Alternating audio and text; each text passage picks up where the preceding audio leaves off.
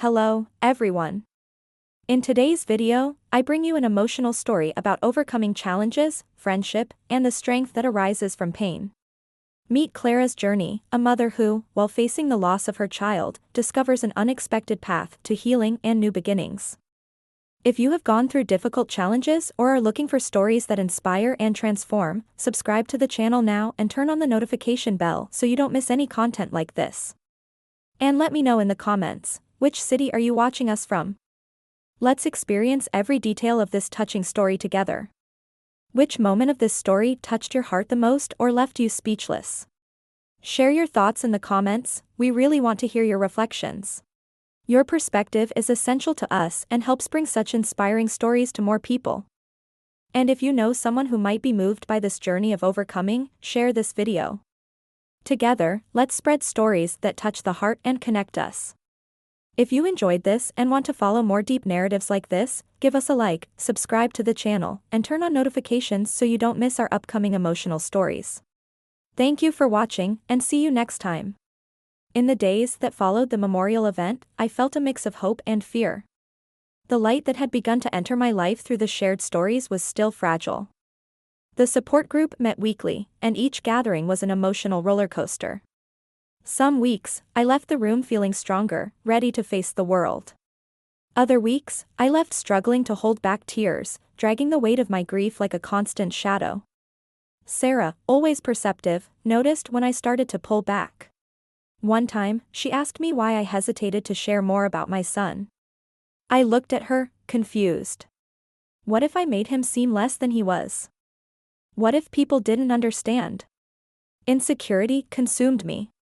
But at the same time, there was a deep desire to honor my boy's memory. Weeks passed, and during one of those meetings, a new mother joined us.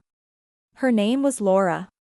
She had lost her daughter just a few months earlier and was visibly shaken. The pain in her eyes reflected my own, and it made me feel an urge to help, to comfort her. But when I tried to speak to her, the words failed me. The fear of not being able to offer solace, of not being able to ease her pain, nearly paralyzed me. When the group began to share their stories, the atmosphere was charged with emotion. Laura spoke about the dreams she had for her daughter, about how life seemed to lose its meaning without her. I listened, feeling a tightness in my heart. As I heard her, I realized I was being challenged to confront my own pain. I had closed myself off so much that the idea of opening my heart again felt terrifying. But at the same time, there was a voice inside me whispering that I needed to do it. That day, at the end of the meeting, I decided to approach Laura and introduce myself. With a lump in my throat, I shared a little about my son. I talked about his laughter, his curiosity, and the joy he brought to my life. Laura listened intently, and when I finished, she simply hugged me. In that moment, I realized there was something extraordinary about sharing pain. It was an act of courage that united us, and perhaps that was the first step toward healing. However, it didn't take long for challenges to arise. As the group grew, the responsibility of leading the meetings began to weigh on me. There were days when I felt genuinely inspired, but on others, the pressure was overwhelming. With each new story of pain I heard, I struggled not to be swallowed by despair. This led me to question whether I really had the strength to help others while still dealing with my own wounds. Sarah, noticing my internal struggle, tried to encourage me. Clara, you don't need to have all the answers. Just being present is a big step. But on tough days, that idea became a burden. What would happen if I couldn't be the anchor all those mothers needed? What if, in trying to help, I ended up hurting them more? These questions tormented me, creating an internal battle that left me exhausted. The pressure intensified when one of the group members, Anna, began to withdraw. She had been one of the most open in the meetings, but I noticed that in recent weeks, her participation had diminished. When I reached out to her, I discovered she was facing a series of financial difficulties, which left her feeling even more isolated. A sense of helplessness took hold of me. How could I help someone who was struggling on multiple fronts while still grappling with my own pain? I wanted to do something, but the fear of failing paralyzed me. Deep down, I knew I needed to confront this situation while also dealing with my own fragility. Each obstacle that arose made me question whether I was truly ready for this new role. My heart was filled with doubts and insecurities, but the thought of leaving Anna behind hurt me deeply. The journey of overcoming wasn't just about finding strength within me, it was also about facing the fears that arose with each new challenge. With every story we shared, every tear we shed, I was learning that pain could be a bridge, uniting hearts and creating bonds that, even amidst difficulties, could lead us to a place of hope and renewal. And above all, I was beginning to understand that even if I failed, I could still try again. Each week, the support group became a more familiar space, but also a more challenging one. As time went on, the dynamic began to change. The stories of pain that once felt like a relief now left me in a constant state of emotional vigilance. I found myself absorbing the sadness of those mothers, as if their pain intertwined with mine. The responsibility of being an anchor for them became an increasingly heavy burden. Laura, who had become a sort of friend, began to open up more. Her story of loss was devastating, and I listened attentively, trying to provide a safe space for her to express herself. But each time she spoke about the moments that would never return, a new wave of pain hit me. Grief was still an open wound in me, and hearing about her loss felt like reopening that wound, making me question whether I was truly capable of offering support. During one of those meetings, I noticed that Anna was absent again. The void left by her absence was palpable. The other group members also noticed, and concern grew. I was overcome with an impulse and decided to go to her house. As soon as I arrived, I found her sitting on the couch, surrounded by unpaid bills, with a distant look in her eyes. The weight of the situation bore down on me, and what I had hoped would be a supportive visit turned into a moment of despair. Anna told me that she was about to lose her home. Tears streamed down her face, and I felt powerless. What could I do? How could I help someone facing such a huge storm? My mind spun with questions, and the feeling of failure began to consume me. I felt inadequate for the task I had taken on. What did I have to offer, other than empty words? The conversation did not flow as I had hoped. Her pain was so deep that I could barely articulate a meaningful response. At that moment, I realized I was not just dealing with her pain but also with my own incapacity to help. The emotional weight was overwhelming, and I left there with a heavy heart, feeling that I had failed Anna just as I felt I had failed myself. In the weeks that followed, the group turned into an emotional battleground. Each shared story brought forth not only the pain of others but also my own. I struggled to avoid being swept away by sadness, but sometimes it felt as if darkness was pulling me down. I no longer knew if I was helping or just sinking deeper. The pressure to be the strong one in the group began to consume me. Every time I saw a mother open up, a part of me felt joy, while another part wondered if I was doing enough. Sarah, always by my side, tried to encourage me. "Clara, you are doing the best you can," she would say. But her words began to lose their impact. I felt like a fraud, surrounded by mothers who truly needed help.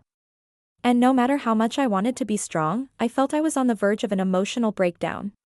The idea of failing again, of not being able to support my peers, left me distressed. One day, while talking with Laura after a meeting, she mentioned something that made me reflect. "You know, Clara, sometimes just being here means a lot. We don't have to be strong all the time." Those words resonated within me, but I still struggled to accept them. I didn't want to be just a support. I wanted to be a real source of hope and inspiration. The pressure mounted, and doubt settled in my heart. The internal battle intensified when, at the end of a meeting, a new member joined the group. He was a father who had lost his son in an accident. The pain in his voice was palpable, and I couldn't help but think about how cruel life can be. As he spoke, I felt that the responsibility of welcoming and supporting him was a weight that crushed me. What could I say to him that he hadn't heard in months? I was at a crossroads. The desire to help conflicted with my fear of failing.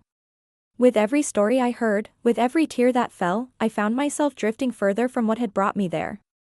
The fear of not being enough, of not being able to cope with my own pain while trying to ease the pain of others, left me exhausted.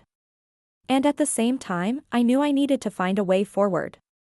The pain was immense, but the love for those who had passed was also great. As I walked home that night, reflecting on everything that had happened, I realized that the journey was not just about offering support, but also about finding a path to healing within myself. And even if it meant facing new failures and disappointments, I had to keep trying. The only way to move forward was to allow myself to be vulnerable, not just for others, but also for myself. The night was silent when I arrived home, but the storm within me would not cease. Laura's words echoed in my mind, yet I still couldn't shake that feeling of inadequacy. I had become so engrossed in the stories of other mothers that, somehow, I had forgotten to take care of myself.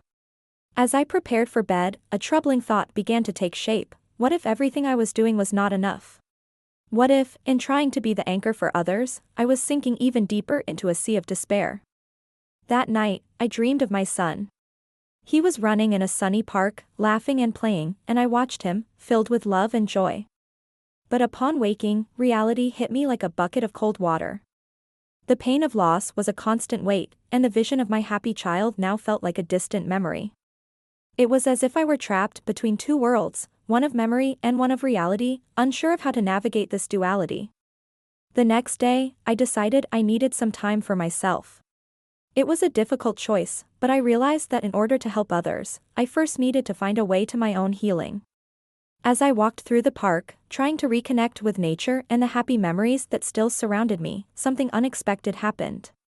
I came across a group of children playing and laughing, and among them, a little girl with curly hair caught my attention. She was braiding flowers and handing them out to everyone who passed by.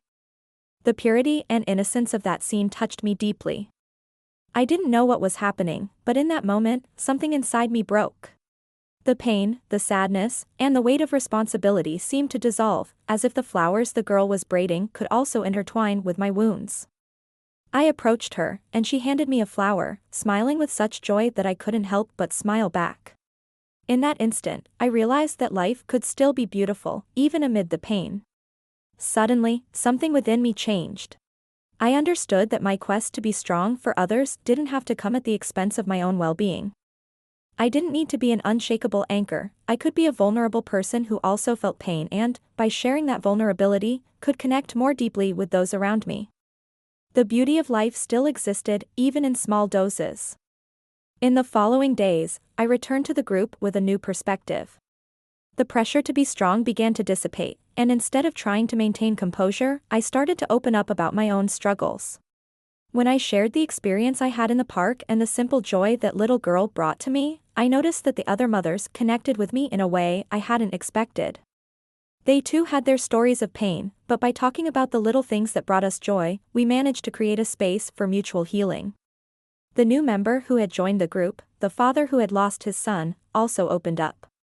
He began to share not only his pain but also the happy memories he had of his child, and that exchange of vulnerability was transformative. The group became a place not just for lamenting, but for celebrating the lives we lost and the small joys we could still find. This new approach didn't eliminate the pain, but it brought an unexpected relief. The responsibility of being the strong one transformed into a commitment to be authentic, allowing my own healing process to intertwine with that of others. I learned that there was no failure in being vulnerable. On the contrary, it was in that space of sharing that we found strength and connection. As the meetings continued, I realized that overcoming wasn't about not feeling pain, but about allowing pain to be part of the journey. Life is full of ups and downs, and each of us carries our own battles. What truly matters is how we choose to face those challenges and how we can support one another along the way. The revelation that vulnerability is a form of strength brought me hope and renewal. Suddenly, the stories that once felt heavy became a reminder that even in darkness, light can still shine. I thanked that little girl in the park, even though she would never know the impact she had on me. Life went on, and I was ready to embrace it, with all its complications and beauties. In the days that followed that meeting in the park, a new light began to shine in my life. I started to notice the little things that had previously gone unnoticed: the birds singing in the morning, the aroma of fresh coffee, the warmth of the sun on my face. Every detail seemed imbued with a new significance, as if the world were inviting me to see the beauty in its simplicity. At the same time, I was learning to make space for my pain, to accept it as part of who I am. However, this new perspective did not come without challenges. As I opened up to others, some people around me seemed to struggle with my vulnerability. Some mothers, who had once been close friends, began to distance themselves. I noticed looks of compassion mixed with discomfort when I spoke about my struggles, and this left me feeling empty. Those who had once shared their stories lightly now seemed hesitant, as if they feared that pain might be contagious. This left me confused. I had found relief in sharing, but now I felt isolated again. Insecurity began to creep in, and I wondered if I had made the right choice in opening up. There were moments when sadness would wash over me again, and I found myself thinking that perhaps it would be easier to follow the path of silence. But at the same time, there was a fire within me, a desire to move forward and to help others feel comfortable talking about their own wounds. One afternoon, I decided to visit the home of one of the mothers who still remained close. We sat on the porch, and with a lump in my throat, I began to share the impact that the girl in the park had on me. As I spoke, I noticed my voice trembling, but I continued. When I finished, her expression was one of understanding. She shared that she too had lost someone dear and that, out of fear of being seen as weak, she had closed herself off. We talked for hours, and in that intimate space, I could feel that we were creating a new connection, based on honesty and mutual acceptance. These moments of dialogue helped me understand that vulnerability was a two-way street. Not only did I feel lighter, but I was also allowing others to feel safe enough to open up. What had once seemed an insurmountable barrier began to dissolve, and new friendships began to bloom. Some mothers started to gather more frequently, and conversations about joy and pain began to intertwine naturally. However, there were days when loneliness still visited me. Sometimes, I caught myself thinking about my son, and his absence enveloped me like a heavy fog. I tried to distract myself with daily tasks, but the truth was that the pain was still there, pulsing in my heart. In those moments, I sought refuge in nature. Walking alone helped clear my mind. I allowed myself to feel the sadness, but I also found solace in the vibrant colors of the flowers and the gentle sound of the wind. It was as if nature was reminding me that life goes on, even in the midst of grief. One afternoon, while walking in a different park, I came across a stand of used books. The smell of the old books brought back a sense of nostalgia. I bought a small journal and decided to start writing. The idea of putting my thoughts on paper felt like a form of liberation. I began to record not only my pain but also the moments of joy I found in the little things. The act of writing became a ritual, a safe space where I could explore my feelings without fear of judgment. As time passed, I realized that pain was part of my story, but it did not define who I am. I was learning to dance with it, to let it be a part of me, but not the only part. Vulnerability transformed into a key that opened doors to new connections, and pain became a bridge that linked me to others who were also struggling. There were still days when I felt adrift, but now, instead of fighting against it, I allowed my emotions to flow. Honest conversations with friends helped me build a space of support and understanding, where we were all welcomed, with our scars and our life stories. Life was not perfect, but now I saw it as a mosaic of experiences, each with its own value. I didn't know what the future held for me, but I felt that I was finally learning to embrace the complexity of life, with all its colors and shadows. The journey was far from easy, but I was willing to face it with an open heart, knowing that even in the midst of pain, I could find beauty and connection. I remember a time when I felt lost, as if I were in a labyrinth with no way out. The pain of loss engulfed me, and I thought I would never be able to free myself from it. But over time, something began to change within me. That unexpected encounter in the park was the first step on a journey that would take me to a place of growth and transformation. In the days that followed, I started to realize that by opening my heart, I was also opening windows to new connections. Before, I felt I needed to hide my pain, but now, by sharing it, I realized that others were also fighting their own battles. This helped me understand that vulnerability was not a sign of weakness, but rather an act of courage. With each conversation I had, I felt I was building a support network where we could all be authentic, with our ups and downs. One of the greatest lessons I learned was about trusting myself. I always thought I needed to be strong and independent, but by opening up to others, I realized that accepting help was not a sign of weakness. In fact, it was an essential step to moving forward. The mothers who had previously distanced themselves began to come closer again, and by sharing our experiences, we created a deeper bond. I discovered that friendship can be a safe harbor, where we can anchor our insecurities and find support. There were moments when loneliness still visited me, and sadness made me question whether I was truly making progress. On those days, I sought solace in nature. Walking through the park helped clear my mind. Once, while watching the leaves dance in the wind, I realized that just as nature renews itself with each season, I too could reinvent myself. The pain still existed, but now it was accompanied by a new perspective. I was learning to accept that struggles are part of life, and that even amidst suffering, we can find beauty. One day, I found a used bookstall and bought a journal. I started writing about my feelings, and this became a form of release. Putting my emotions on paper helped me understand better what I was going through.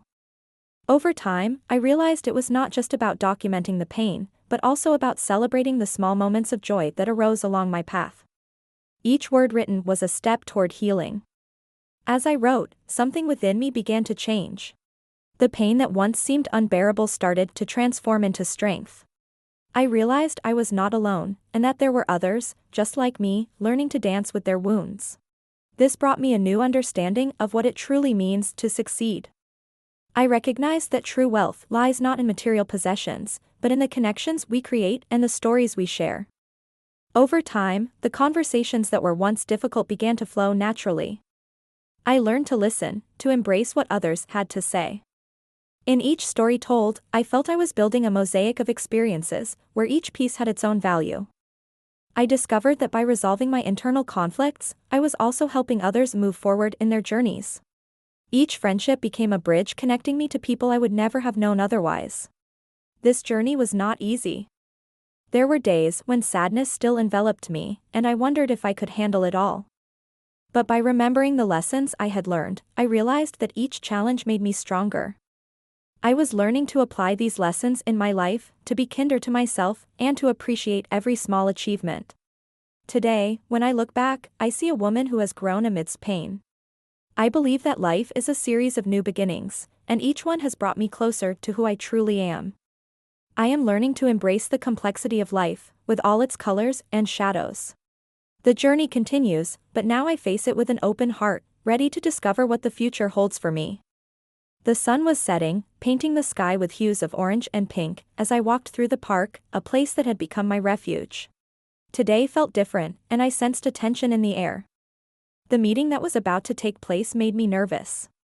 We had agreed to meet there, Clara and I, a friend I had met in one of my support groups. She was going through a tough time, and even though I was there to help her, what I really felt was fear. Fear that, in trying to support her, I would end up facing my own demons. Clara had recently lost her mother, and I knew that this conversation would be delicate. Her pain was palpable, and I feared I wouldn't know how to handle it. What could I offer someone who was experiencing such deep sorrow? There was a worry that the words I chose wouldn't be enough, that I wouldn't be the friend she needed. When I saw her approaching, her gaze was heavy with sadness, but there was also a spark of hope. "Hi," she said, her voice trembling slightly. I smiled, trying to convey strength, even though inside me was a whirlwind of emotions. "Hi, Clara. Shall we take a walk?" As we walked, the words seemed to float between us, like the leaves falling from the trees. It was a tense moment, and I knew I needed to find the courage to open up. I decided to start talking about my own journey. I shared how I felt lost after my own loss and how, little by little, I was learning to cope with my pain. Clara listened attentively, and I could see she was connecting with what I was saying. But as I spoke, I realized that my vulnerability was a double-edged sword.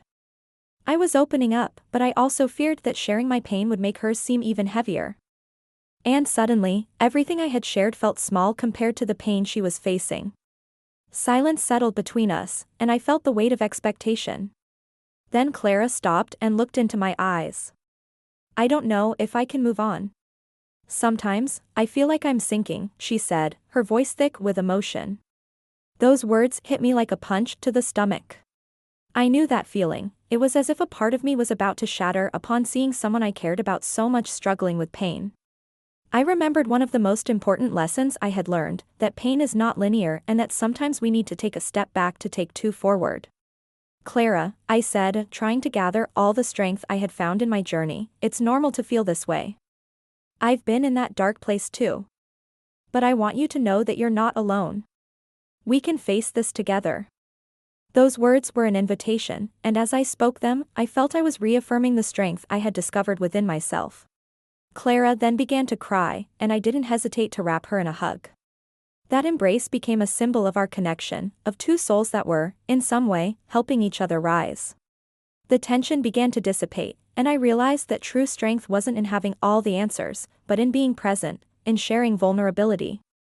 What I had feared transformed into a moment of profound connection.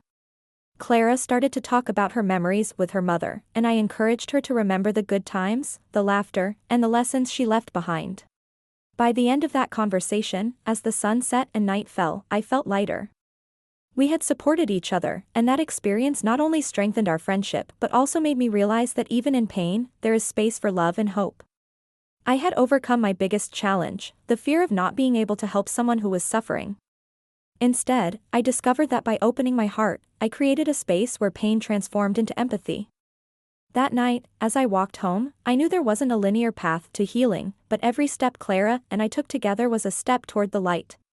I was beginning to understand that the true wealth of life lay in the connections we form and the strength we find in one another.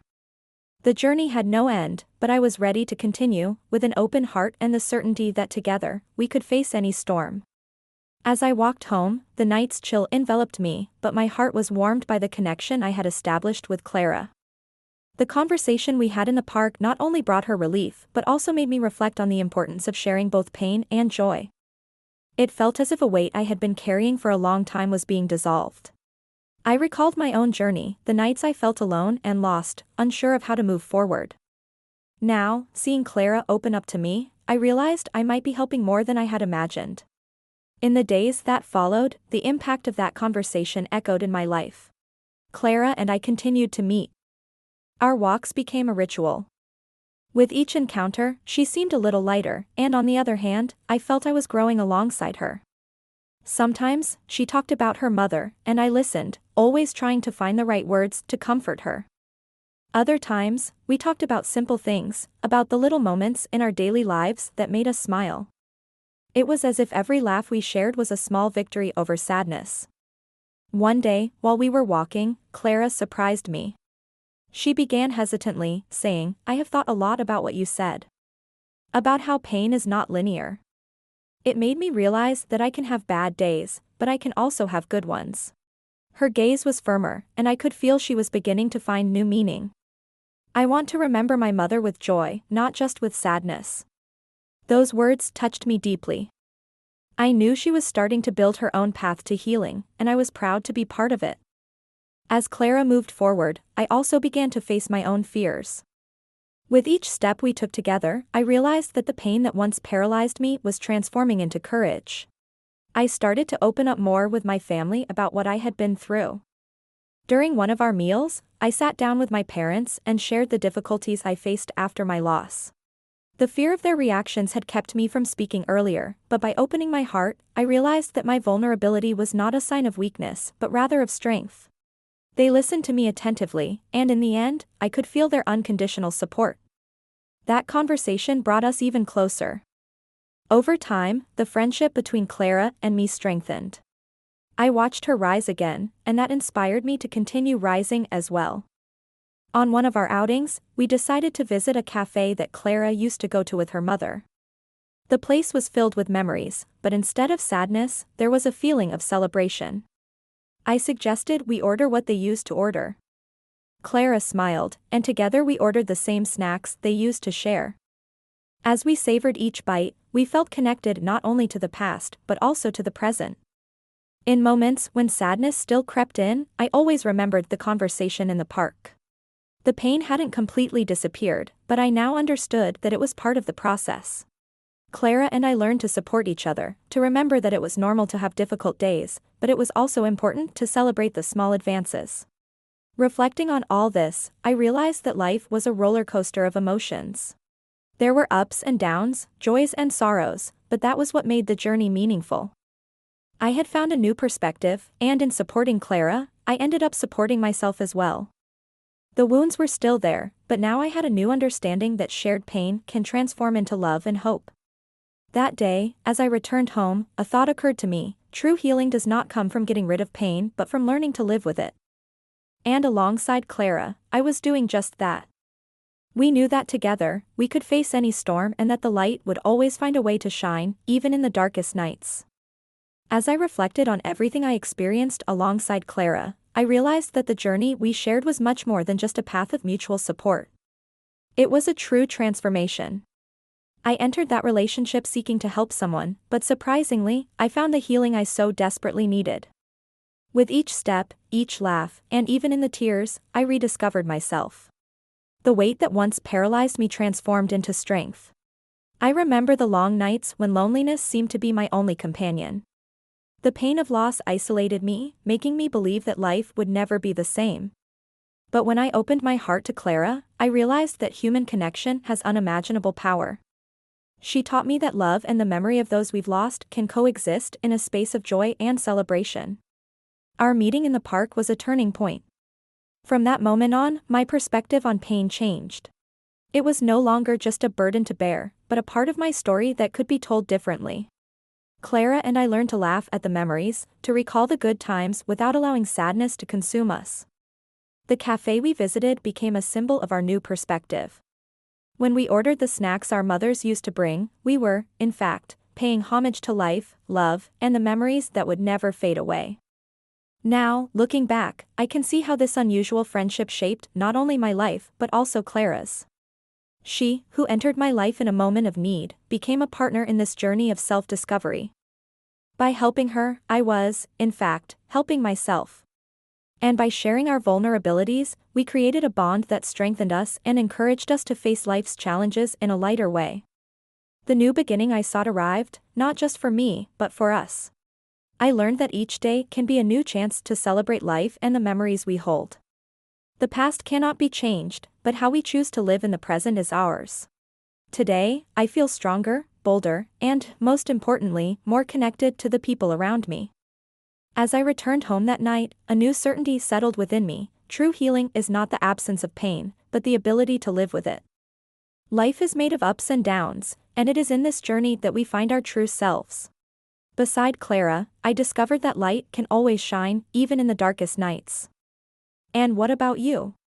Have you taken a moment to reflect on your own journeys and new beginnings? Share your experiences in the comments. Let's celebrate every step we take, every friendship we nurture, and every pain we transform into strength. If you feel inspired, like and subscribe so we can continue this exchange of stories and learnings.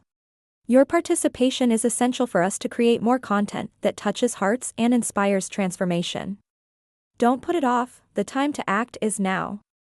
What moment in this story touched your heart the most or left you speechless? Share your thoughts in the comments, we really want to hear your reflections. Your perspective is essential to us and helps spread such inspiring stories to more people. And if you know someone who could be moved by this journey of overcoming challenges, share this video.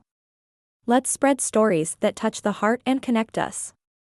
If you enjoyed this and want to follow more deep narratives like this, please give us a like, subscribe to the channel, and turn on notifications so you won't miss our upcoming emotional stories. Thank you for watching, and see you next time.